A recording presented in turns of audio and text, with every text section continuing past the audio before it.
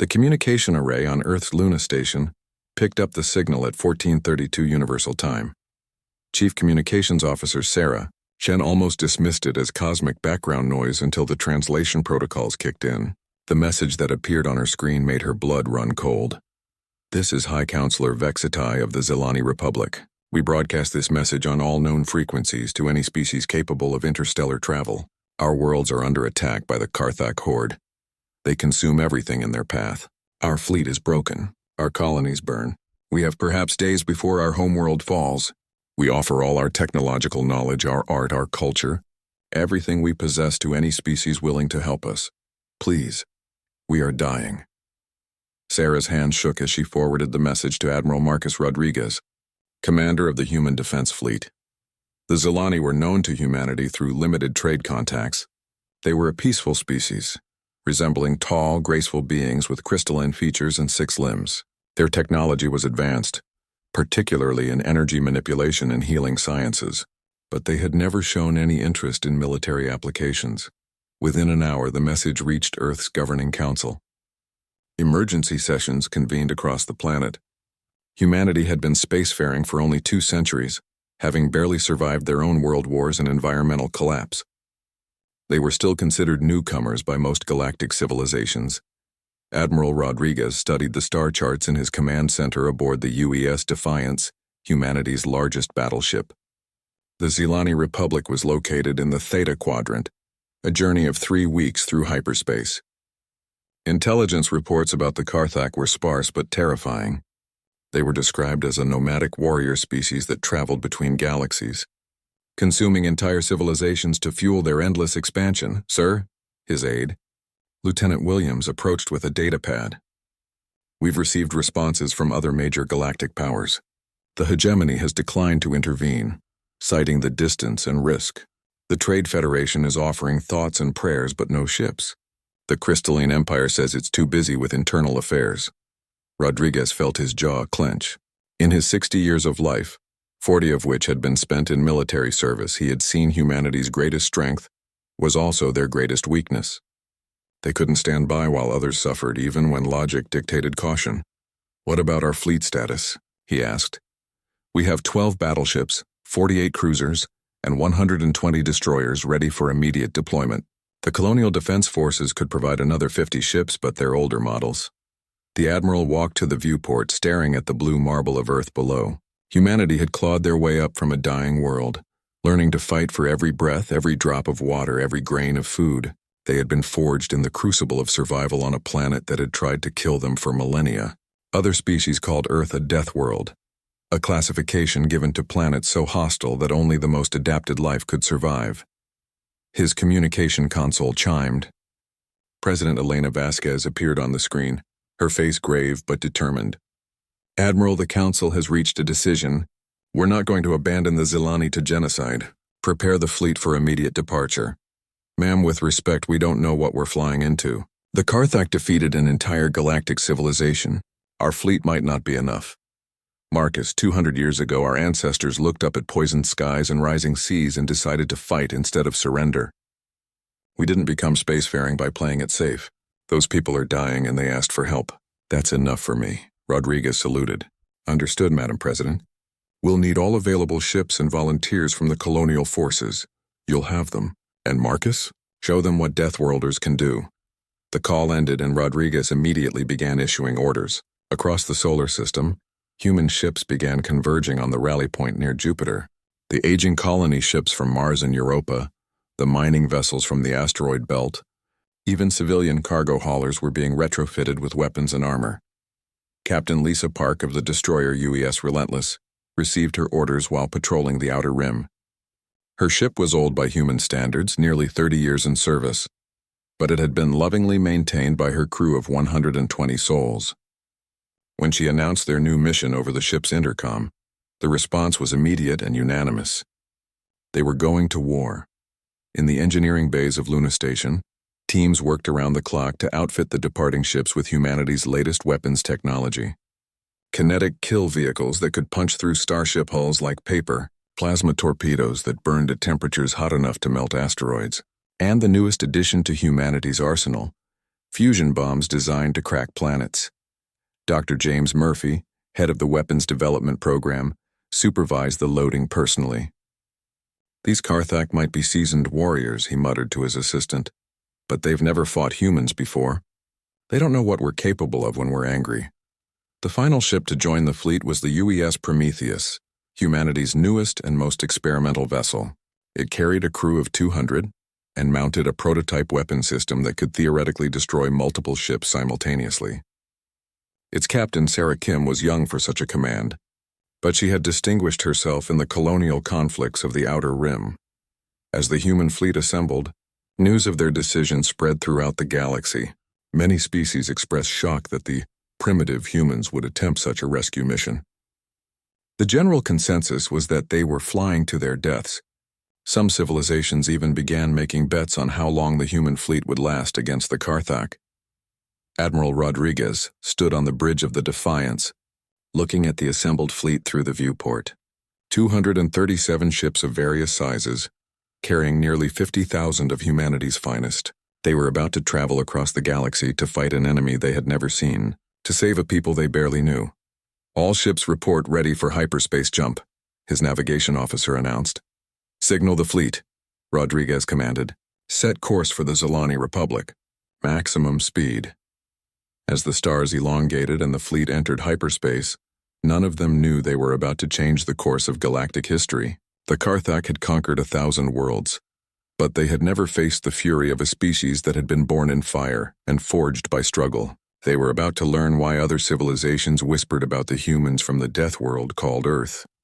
The human fleet dropped out of hyperspace at the edge of the Zilani home system after 18 days of travel. What they found was worse than their worst fears. The once beautiful system that the Zilani had called Veltar was burning. 3 of the system's 5 planets showed the characteristic red glow of orbital bombardment. Debris fields marked where space stations and defensive platforms had once stood. And everywhere the black ships of the Karthak horde drifted like hungry sharks through the wreckage. "Jesus Christ," whispered Lieutenant Williams, as the sensor data streamed across the tactical display. "There must be thousands of them." Admiral Rodriguez studied the readings with grim determination. The Karthak fleet was massive, but their ships appeared to be of varying sizes and designs, suggesting they had been scavenged from previous conquests. Most were larger than human vessels, bristling with weapons and armor plating that looked like it had been welded together from different sources. "Sir, we're receiving a transmission from the 4th planet," Communications Officer Chen reported. "It's the Zilani." The main screen flickered to life, showing a being that barely resembled the elegant Zilani from the diplomatic files. High Counselor Vextai's crystalline features were cracked and dim, his robes torn and stained. Behind him, fires burned in what looked like the ruins of a great city. Who are you?" Vextai asked in broken standard. "Your ships are unknown to us." "This is Admiral Marcus Rodriguez of the Human Defense Fleet," Rodriguez replied. "We received your distress call. We're here to help." The Zilani leader's expression shifted from confusion to disbelief to desperate hope. "Humans, but you are so far. Your species is young. Why would you come?" "Because you asked for help," Rodriguez said simply. "How many of your people are left?" "Perhaps 50 million on the homeworld. The Karthak have taken the others for feeding." "Admiral, you must understand they do not simply kill. They consume life force itself. Every Zilani they capture makes them stronger." Rodriguez felt a chill run down his spine. "How long until they reach your surface?" "Their invasion ships are already descending. We have perhaps 6 hours before our shields fail completely." The Admiral cut the transmission and turned to his staff. "Captain Martinez, take the first battle group and engage their perimeter forces. Draw as many ships away from the planet as possible. Captain Park, your destroyers will run interference and rescue any Zilani ships that are still fighting. Captain Kim, the Prometheus will stay with me for the main assault." "Sir," his tactical officer spoke up, "their fleet outnumbers us 15 to 1. "Then we'd better make every shot count," Rodriguez replied. "All ships, battle stations. Remember, we're not here to win a space battle. We're here to save lives. Let's show these bastards what humans do when someone hurts the innocent." The human fleet spread out in a formation that would have seemed suicidal to most military strategists. Instead of maintaining defensive positions, they charged directly at the Karthak forces surrounding the planet. The smaller human ships used their superior speed to dart between the larger enemy vessels, while the battleships opened fire with everything they had. Captain Lisa Park felt the familiar rhythm of combat as her ship, the Relentless, weaved through enemy fire. Her crew had fought pirates and raiders in the outer colonies, but nothing had prepared them for this scale of battle. The Carthax ships fired beams of energy that seemed to drain color from space itself, and their projectile weapons launched writhing masses that pulsed with dark energy. "Target their weapon systems," she ordered her gunner. "If we can't destroy them, let's at least make them less dangerous." The Relentless unleashed a barrage of kinetic rounds that tore through the hull of a Carthax cruiser. Instead of the normal secondary explosions Park expected, the enemy ship seemed to absorb the damage, its wounds sealing with an organic-looking substance. "Captain," her science officer called out, "these readings are impossible. Their ships are partly biological. They're healing themselves. Then we'll have to hit them harder," Park replied grimly. "Load fusion torpedoes." Meanwhile, Captain Sarah Kim aboard the Prometheus was preparing to test humanity's newest weapon against an enemy that seemed to defy conventional physics. The ship's experimental quantum disruptor had been designed to tear apart matter at the subatomic level. If the Carthax ships were biological, she hoped they would be vulnerable to having their molecular bonds disrupted. "Target the largest enemy vessel," she ordered. "Full power to the disruptor array." The weapon fired, sending a beam of invisible energy across space. Where it struck the Carthax dreadnought, reality seemed to ripple. The massive ship convulsed, its biomechanical hull writhing as if in pain. Then it began to dissolve, its atoms breaking apart in a cascade of light. The effect on the enemy fleet was immediate. The Carthax ships that had been advancing with predatory confidence suddenly faltered. Their formations broke as they tried to identify the source of the new threat.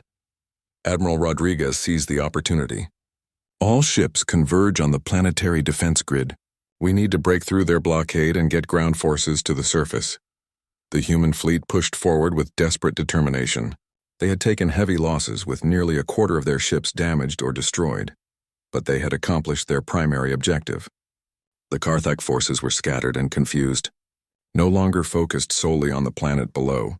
On the surface of Veltar, the Zilani watched in amazement as human dropships pierced through the weakened blockade. They had expected their saviors to be another advanced civilization, with elegant ships and refined weapons. Instead, they saw scarred military vessels that looked like they had been built for war and nothing else. Colonel Sarah Mitchell led the first wave of human Marines to touch Zilani soil.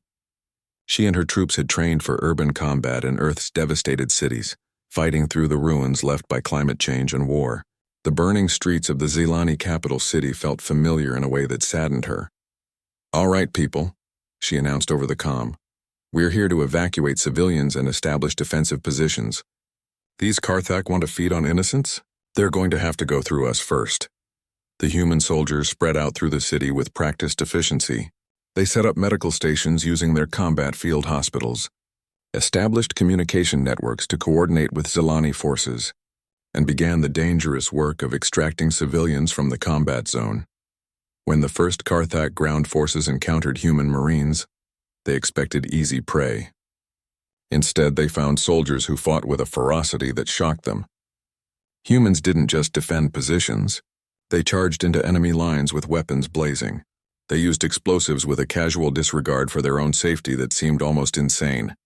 Sergeant Tom Chen found himself face-to-face with a Carthax warrior for the first time. The creature stood nearly 3 meters tall, with 4 arms ending in razor-sharp claws and skin that seemed to absorb light.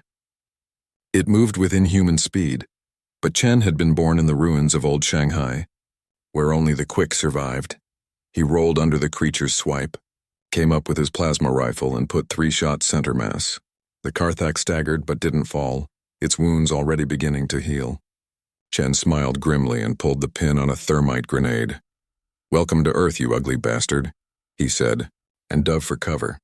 The explosion lit up the street, and when the smoke cleared, there was nothing left of the Carthax warrior but ash. Other human soldiers saw the tactic and began adapting it, using their engineering equipment and demolition charges in ways their creators had never intended. Back in space, Admiral Rodriguez received reports from the surface with growing pride. His people were holding their own against an enemy that had conquered 1,000 worlds. But he knew they couldn't maintain this pace forever. The Karthak were regrouping, and more ships were arriving from the outer system. "Sir," his communications officer called out, "we're receiving transmissions from across the galaxy. Word of our attack has spread." "Let me guess," Rodriguez said wearily. "More civilizations telling us we're insane?" "Actually, sir, some of them are asking if we need help." Across the galaxy, beings who had never given humanity a second thought found themselves glued to their communication arrays. The battle for Veltar was being broadcast on subspace channels, transmitted by automated beacons and smuggler networks. What they saw challenged everything they thought they knew about warfare. On the crystal spires of Nexus Prime, capital of the hegemony, Chancellor Zareth watched the tactical displays with growing amazement. His military advisors had predicted the human fleet would last perhaps an hour against the Karthak. It had been 6 hours, and not only were the humans still fighting, they were winning. "How is this possible?" he asked his chief strategist. "The Karthak have superior numbers, larger ships, and centuries of combat experience." "The humans fight differently, Chancellor," came the reply. "They use tactics we've never seen. Look at this engagement here." The display zoomed in on a section of space where 3 human destroyers were attacking a Karthak battleship 10 times their size. Normal doctrine would be to maintain distance and wear down the larger vessel with long-range fire. Instead, they're flying directly at it, using their smaller size to get inside its weapon arcs. On the screen, they watched as the human ships somehow managed to latch onto the enemy vessel's hull. Bright flashes indicated explosions as the humans detonated charges directly against the Karthak ship's armor. When the smoke cleared, the massive battleship was venting atmosphere and listing badly. "They're using their ships as weapons," Zareth breathed. "Their crews are willing to die just to damage the enemy." Similar scenes were playing out across the galaxy. In the trading posts of the Merchant Federation, beings who had built their civilization on profit and loss calculations watched humans spend lives like currency to save strangers. The concept was so alien to them that some thought it must be a translation error. Commander Tavara of the Federation cruiser Profitable Venture turned to her financial advisor. "Calculate the cost-benefit analysis of the human strategy." "Commander, there is no benefit. They are spending billions of credits worth of ships and irreplaceable personnel to save a species that offers them no significant trade value. By any rational measure, they should have withdrawn hours ago." Tavara studied the display showing human Marines fighting street by street through the Zelani capital. These soldiers were using equipment worth small fortunes, burning through ammunition and medical supplies that could have purchased entire star systems, all to evacuate civilians they had never met. "Then they're either the most foolish species in the galaxy," she said slowly, "or the most dangerous." On the garden world of Serenity, the peaceful Draconi had gathered in their meditation circles to observe the battle. Their society had evolved beyond violence millennia ago, achieving enlightenment through harmony with nature. War was an abstract concept to them, something primitive species did before they learned better. Elder Whisper of Leaves watched a human soldier carry a wounded Zelani child to safety, while under heavy fire. The soldier's leg was badly injured, but he never slowed down until the child was safe. Only then did he allow his comrades to treat his wounds. "They fight with such passion," Whisper of Leaves said to his fellow elders. "There is no calculation in their actions, no measured response. They simply see suffering and throw themselves against it." "It is primitive," agreed Elder Sunlight through crystals. "They have not learned to think beyond their emotions." "Perhaps," Whisper of Leaves replied. "But when was the last time anyone fought for us with such dedication? When the Karthak came to our neighbors, we sent messages of sympathy. These humans sent their children to die for strangers. The battle's most interested observer was someone no one expected. Deep in the forbidden zones of space, in a massive ship that dwarfed even the largest Karthak vessels, a being known only as the Collector watched the feeds with ancient eyes. The Collector was old beyond measure, a remnant of a species that had ruled the galaxy when the current civilizations were still learning to make fire. "Fascinating," the Collector murmured to his artificial intelligence. "Record everything.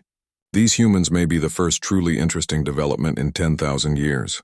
Shall I analyze their combat effectiveness?" the AI asked. "No, analyze their motivation. I want to understand what drives a species to sacrifice for others. It's been so long since I've seen genuine altruism that I'd almost forgotten it existed. Back in the Veltar system, the battle was reaching a critical point. The human fleet had taken severe losses, with nearly half their ships destroyed or too damaged to fight effectively. The Karthak had brought in reinforcements from across their horde, and the system was filling with their dark vessels. But something unexpected was happening. Ships were arriving that weren't Karthak. Admiral Rodriguez looked at his tactical display in confusion as new contacts appeared on the edge of the system. Identification on those vessels? Sir, I'm reading ships from a dozen different species, his sensor operator reported. Hegemony cruisers, Federation trade ships that have been armed, even some Draconi vessels. A communication channel opened, and Chancellor Zareth's face appeared on the screen. Admiral Rodriguez, this is Chancellor Zareth of the Hegemony. We have decided to offer assistance. Rodriguez could hardly believe what he was hearing. Chancellor, with respect, your government declined to help when we asked. That was before we saw what you were willing to do, Zareth replied. We have been watching your battle, Admiral. You have shown us something we had forgotten. My fleet consists of 50 ships. They are yours to command. More channels opened. Commander Tavara of the Federation offered 20 armed merchant vessels. Even Elder Whisper of Leaves appeared, representing a coalition of peaceful species who had never before engaged in warfare.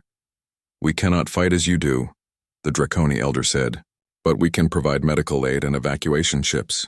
No being should have to face extinction alone. On the surface of Veltar, Colonel Mitchell received word of the new arrivals just as her position was being overrun by Karthak ground forces. Her Marines had been holding a school that served as an evacuation point, but they were running low on ammunition and had wounded soldiers who needed immediate attention. Hold fast. Colonel, came Admiral Rodriguez's voice over the comm. Help is coming. The first wave of relief came from an unexpected source.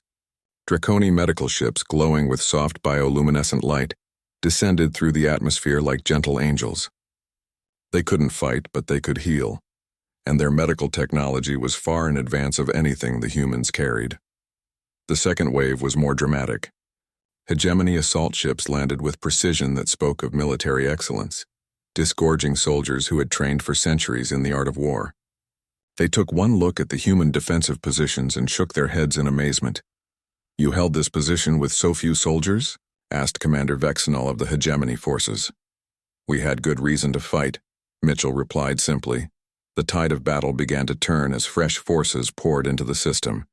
But the Karthak weren't finished. Their ships began to glow with an ominous dark energy, and space itself seemed to writhe around their largest vessels.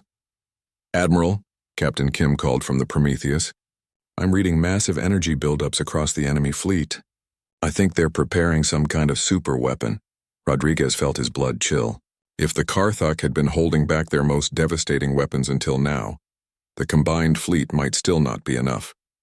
But as he looked at the display showing ships from across the galaxy fighting side by side with his own forces, he realized they had already won something more important than a single battle. For the first time in galactic history, dozens of different species were fighting together, not for territory or resources, but for the simple principle that genocide was wrong. The humans had lit a fire that was spreading across the stars. All ships, he announced on the general frequency. Whatever they're planning, we stop it here. We didn't come this far to watch them murder the innocent. Show them what the galaxy can do when it stands together. The final phase of the battle was about to begin. The Karthak superweapon revealed itself as something beyond conventional understanding. Their largest ships began to pulse with dark energy that seemed to bend space around them. Where the energy touched Allied vessels, they didn't just explode. They simply ceased to exist, as if reality itself was being unraveled. What in the hell is that? Admiral Rodriguez demanded as he watched a Hegemony cruiser vanish without a trace. Dr. Sarah Chen, the fleet's chief scientist who had joined the expedition at the last minute, studied the readings with growing horror. Admiral, they're using some kind of quantum dissolution field. It's breaking down matter at the fundamental level. Our shields can't stop it because it's not technically a weapon. It's more like localized entropy. 3 more ships disappeared as the dark energy swept across space. The combined galactic fleet began to break formation, crews panicking as they realized their most advanced defenses were useless. All ships, maintain formation, Rodriguez ordered, his voice cutting through the chaos. We've come too far to run now. But even as he spoke, he watched another Federation vessel wink out of existence. The Karthak had been holding back their most terrible weapon, and now it seemed nothing could stop them. That's when Captain Sarah Kim made a decision that would be remembered for millennia. "Admiral, this is Captain Kim aboard the Prometheus. I'm reading the quantum signatures of their weapon. I think our experimental disruptor might be able to create interference patterns, but I'd need to get extremely close to their primary vessel." Rodriguez understood immediately what she was proposing. "Captain, that's a suicide run. The Prometheus would never survive getting that close. Sir, with respect, we didn't come here to survive. We came here to save lives." Kim's voice was steady despite the magnitude of what she was suggesting. "My crew and I volunteered for this mission. Let us finish it." Before Rodriguez could respond, other voices filled the communication channel. "Captain Martinez of the battleship UES Defiant. The Defiant volunteers to escort the Prometheus. Commander Vexnall of the Hegemony. My forces will provide cover. Even Elder Whisper of Leaves. The Draconi healing ships will shield you with our hulls if necessary." What followed was perhaps the most desperate and courageous charge in galactic history. The Prometheus, escorted by every functional ship in the combined fleet, drove straight toward the heart of the Karthak formation. The enemy's quantum weapon swept through their ranks like a scythe, erasing ships and crews from existence, but the survivors pressed on.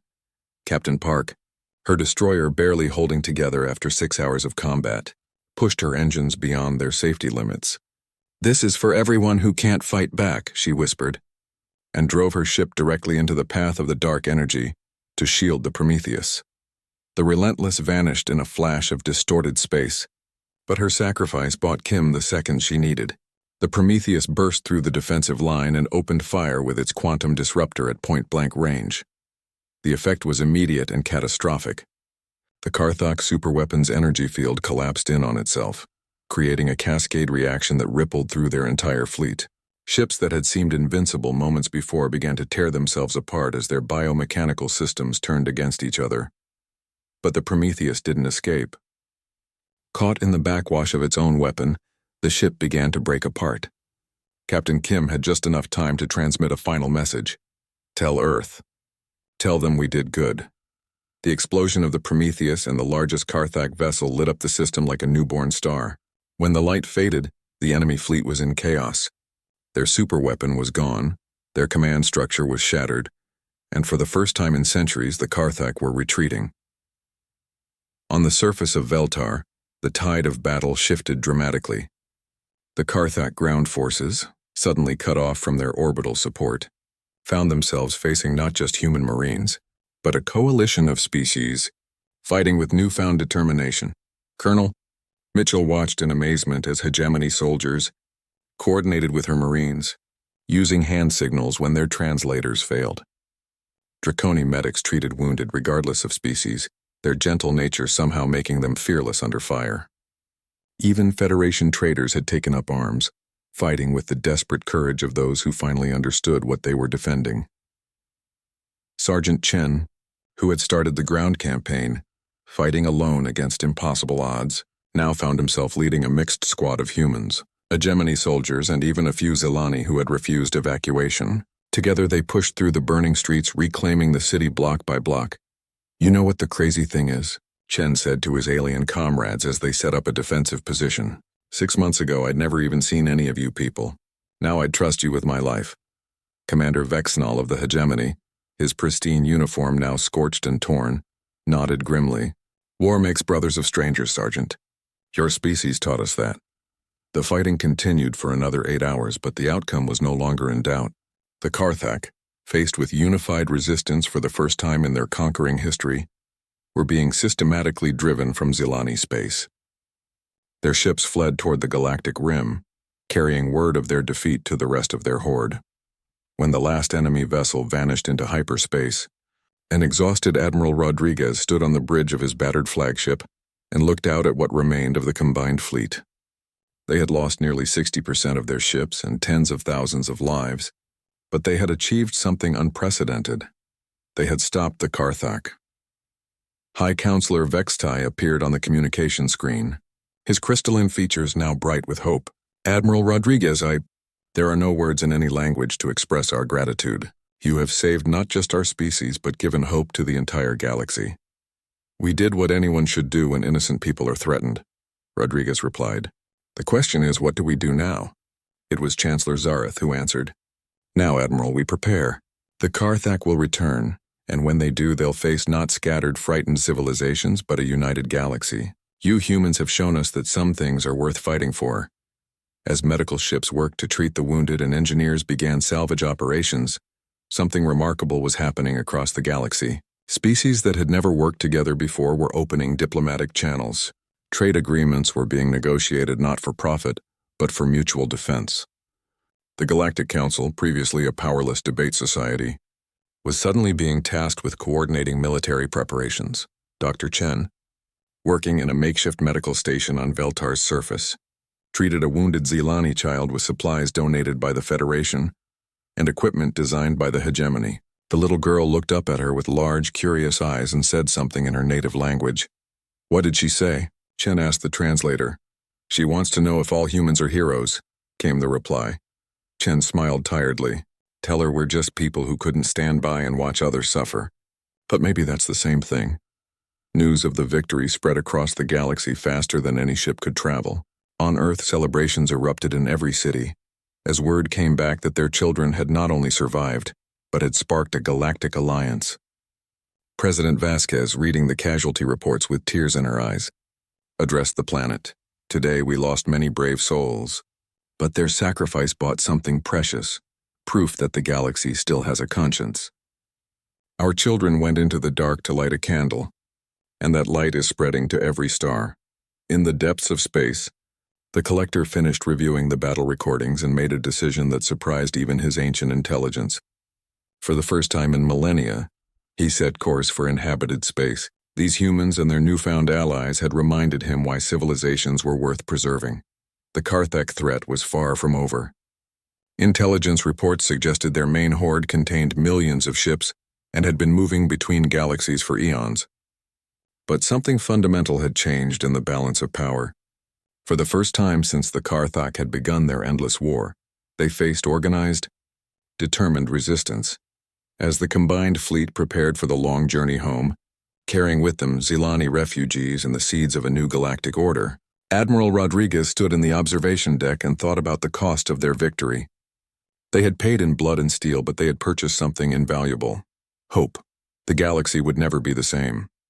The age of isolation and indifference was ending, replaced by something that terrified the Karthak more than any weapon: unity forged in the fires of righteous war.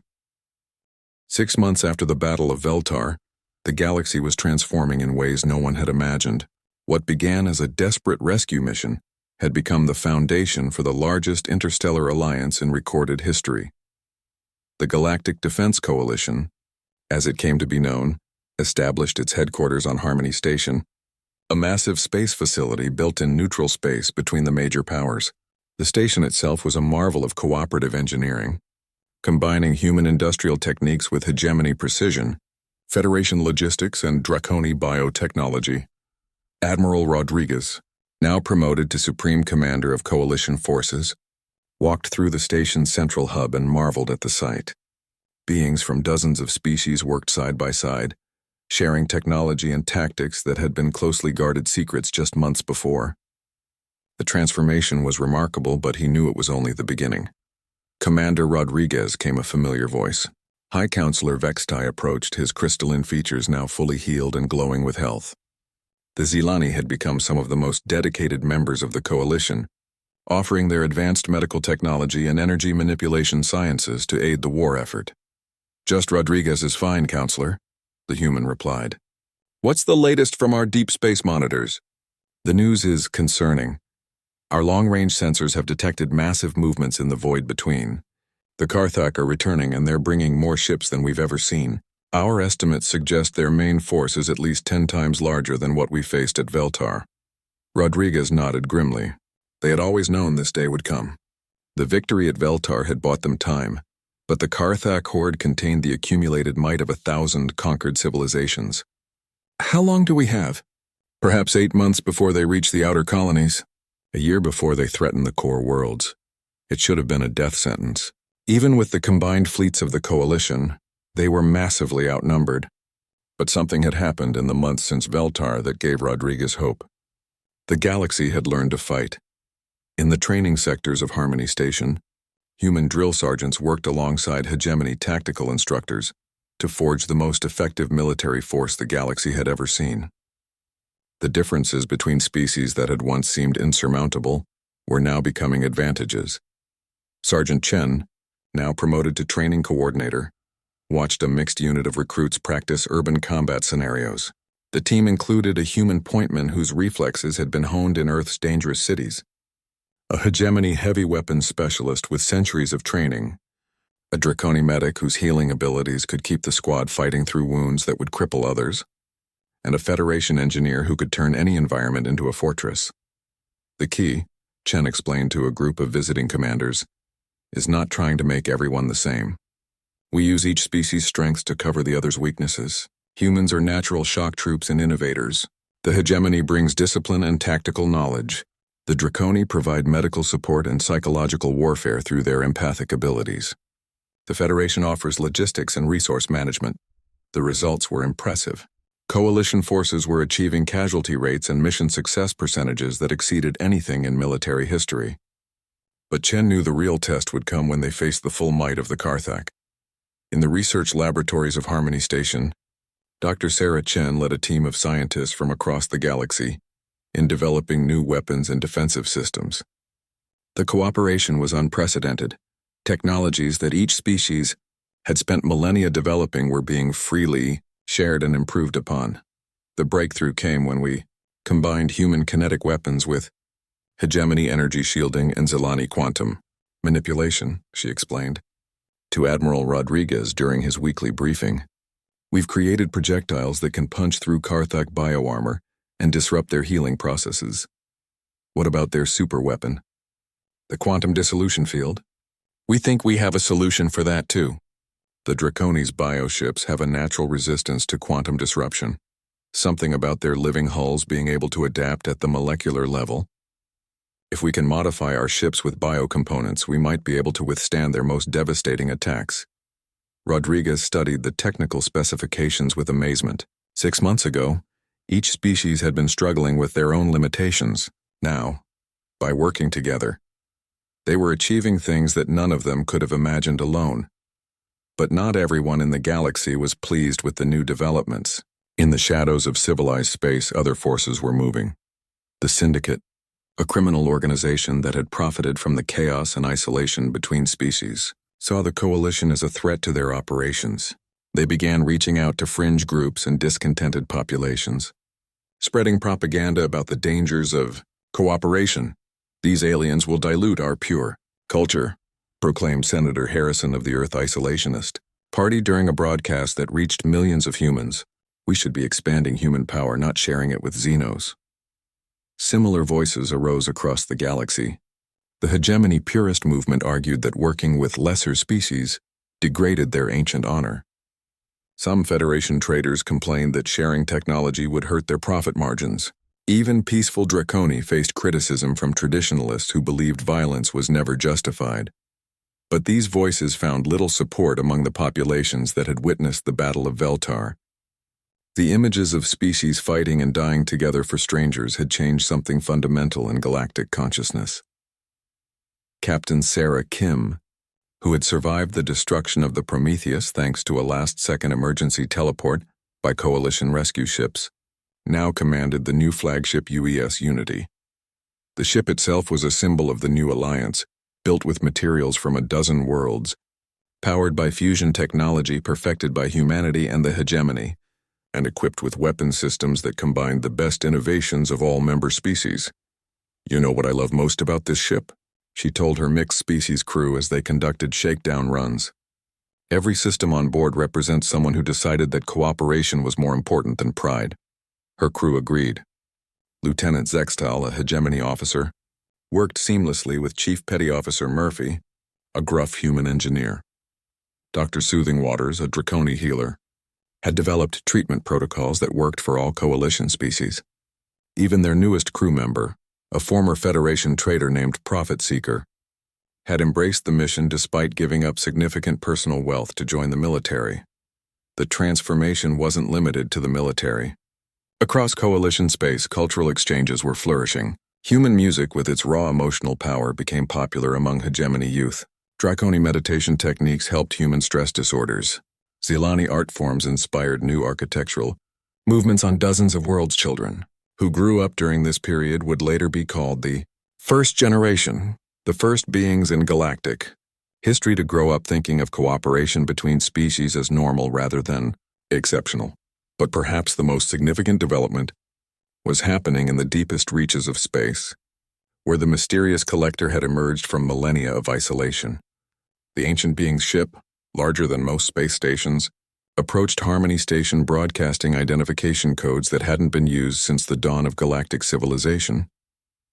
"Admiral Rodriguez," came a voice that carried the weight of eons. "I am the collector.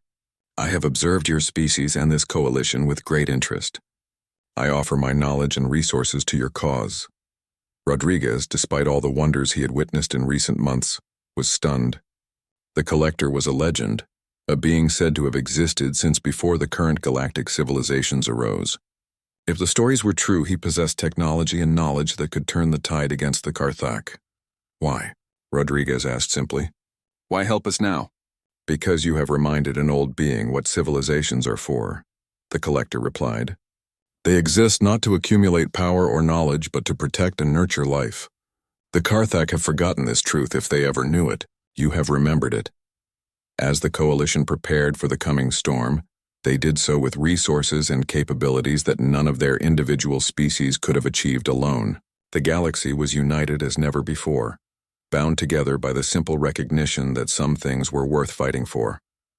The Karthak were coming, bringing with them the accumulated might of 1,000 conquests, but they would face not scattered, frightened civilizations, but a galaxy that had learned to stand together. The stage was set for a conflict that would determine the fate of not just the current galactic community, but all future generations. In his private quarters aboard Harmony Station, Admiral Rodriguez looked out at the stars and thought about the journey that had brought them here. A simple distress call had become a revolution. A rescue mission had become the foundation of a new age. Soon, they would discover if it would be enough. The final battle for the galaxy began not with fanfare but with silence. Across 100 star systems, coalition forces waited in positions that had taken months to prepare. The Karthak horde, numbering in the millions of ships, emerged from the void between galaxies like a plague of locusts, their biomechanical vessels pulsing with malevolent life. Admiral Rodriguez stood on the bridge of Harmony Station, now converted into the largest mobile command center ever constructed. Around him, representatives from every coalition species worked in perfect coordination, their earlier differences forgotten in the face of extinction. "Sir," reported Commander Vexnall, who had become Rodriguez's chief tactical officer, "enemy forces are emerging across the entire frontier. The main horde appears to be targeting Earth, the hegemony core worlds, and Veltar simultaneously." It was a sound strategy. By attacking the symbolic centers of the coalition, the Karthak hoped to break the Alliance's will to fight. They had not counted on how deeply the bonds between species had grown. "Signal all fleets," Rodriguez ordered. "Operation Final Stand is a go. Every species, every ship, every soul stands together today." What followed was the largest military engagement in galactic history. The Karthak had expected to face the same scattered, frightened civilizations they had conquered for millennia. Instead, they encountered something unprecedented. A galaxy that fought as one. At the Battle of Terra, the Coalition's newest weapon revealed itself. The human home fleet, reinforced by ships from across the galaxy, unleashed the Harmony-class superweapons, devices that combine the quantum disruption technology of the Prometheus with Zilani energy manipulation and collector ancient knowledge. Captain Sarah Kim, commanding the flagship UES Unity, watched as the first Harmony weapon fired. The beam that emerged wasn't the destructive force they had used before, but something far more sophisticated. Instead of simply destroying Karthak ships, it severed their connection to the hive consciousness that bound their biomechanical technology together. "It's working," she reported as enemy vessels began to drift aimlessly through space. "Their ships are reverting to basic automation. They're no longer coordinated. But the Karthak had learned from their defeat at Veltar. As their main fleet engaged coalition forces, smaller horde ships began attacking civilian populations directly, hoping to force the defenders to break formation to protect innocents. This was where the coalition's greatest strength revealed itself. Every species had something to contribute to the defense of non-combatants. Draconi hospital ships protected by Federation shields and hegemony escort squadrons evacuated entire populations while human marine units held landing zones against impossible odds. Sergeant Chen, now commanding a full regiment of mixed-species soldiers, found himself defending an orphanage on a Federation trade world. His forces were outnumbered 50-1, but they held their ground with a determination that confused and frustrated their attackers. "Why do you fight so hard for these younglings that are not even your species?" demanded a captured Karthak warrior. Chen looked at the alien children huddled behind his defensive lines. Federation traders, human colonists, Draconi healers, even a few young Zelani. "Because they're kids," he said simply. "That's enough." The Karthak warrior stared at him in bewilderment. In their culture, only genetic kin were worth protecting. The concept of fighting for strangers' children was so alien to them that it broke something fundamental in their understanding of warfare. As the battle raged across multiple star systems, the true genius of the coalition strategy became apparent. They were not trying to win through superior firepower. That would have been impossible against the Karthak numbers. Instead, they were winning through superior purpose. Every coalition soldier knew exactly what they were fighting for. Every pilot understood that their sacrifice might save not just their own species but all species. This clarity of purpose gave them an edge that no amount of biomechanical enhancement could match. The turning point came at the Battle of the Nexus, where the Karthak had concentrated their most powerful ships for an assault on Harmony Station itself. The coalition's response was coordinated across light years of space, with perfect timing that would have been impossible without the trust and communication they had built over months of cooperation. As Karthak's superweapons charged to destroy the station, Zelani energy manipulators redirected the power into coalition systems. Hegemony precision targeting allowed human kinetic weapons to strike critical vulnerabilities. Draconi bioships absorbed damage that would have destroyed conventional vessels. Federation logistics networks kept ammunition and supplies flowing even in the heat of battle. The ancient collector, revealing technology that predated galactic civilization, deployed weapons that existed in multiple dimensions simultaneously, striking Karthak command ships regardless of their defenses. "This is impossible," transmitted the Karthak Prime Commander, as his fleet was systematically dismantled by forces that should have been easy prey. "How do they coordinate so many different species?" The answer came from an unexpected source. High Counselor Vextai, speaking on behalf of all coalition members, broadcast a message on all frequencies. "We coordinate through something you have forgotten, if you ever knew it. We fight not for conquest or feeding, but for the simple principle that all life has value. That bond is stronger than any biomechanical link." The psychological effect on the Karthak was devastating. For the first time in their species' memory, they faced enemies who fought not from desperation or territorial instinct, but from moral conviction. Their own warriors began to question the purpose of their endless war.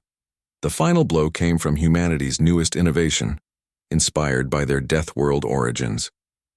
Earth scientists had developed bioweapons specifically designed to target Karthak physiology, but instead of killing, these weapons did something far more devastating to a hive species. They granted individuality. As the bioagents spread through Karthak ranks, warriors began to think for themselves for the first time in their lives. Thousands of ships simply stopped fighting as their crews grappled with concepts like personal choice and moral responsibility. The war that had lasted for eons ended not with destruction, but with transformation. The Karthak horde, fractured into millions of individual beings suddenly capable of independent thought, could no longer function as a conquering force. Some chose to continue fighting and were dealt with accordingly.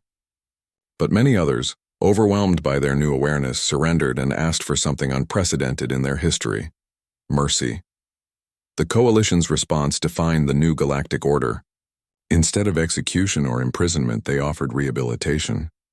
Former Karthak warriors were taught about cooperation, about building rather than consuming, about protecting the weak instead of preying upon them. It was a difficult process. Beings who had known only conquest for centuries struggled to understand concepts like compassion and sacrifice. But under the patient guidance of coalition teachers from every species, many former enemies became productive members of galactic society. Admiral Rodriguez, now bearing the title of Galactic Defense Coordinator, addressed the first session of the new Unified Galactic Assembly a year after the war's end. Representatives from over 1,000 species, including reformed Karthak, gathered in the Great Hall of Harmony Station. A year ago, a single distress call changed everything, he said. The Zilani called for help and humanity answered. But what we learned is that answering a call for help doesn't just save those in need, it reveals who we really are. In the audience, beings who had once been bitter enemies now worked together on projects that would have seemed impossible before the war. Former Karthak bioengineers collaborated with coalition scientists to develop medical technology that could heal injuries that had previously been fatal. Trade routes opened not just between traditional allies, but between species that had never before made contact. The changes went deeper than politics or economics. Children across the galaxy grew up learning about the war not as a human victory or a coalition triumph, but as proof that different beings could overcome any obstacle when they worked together. Dr. Sarah Chen, now heading the Galactic Medical Consortium, established treatment centers on 1,000 worlds. Sergeant Chen trained security forces that included members of dozens of species.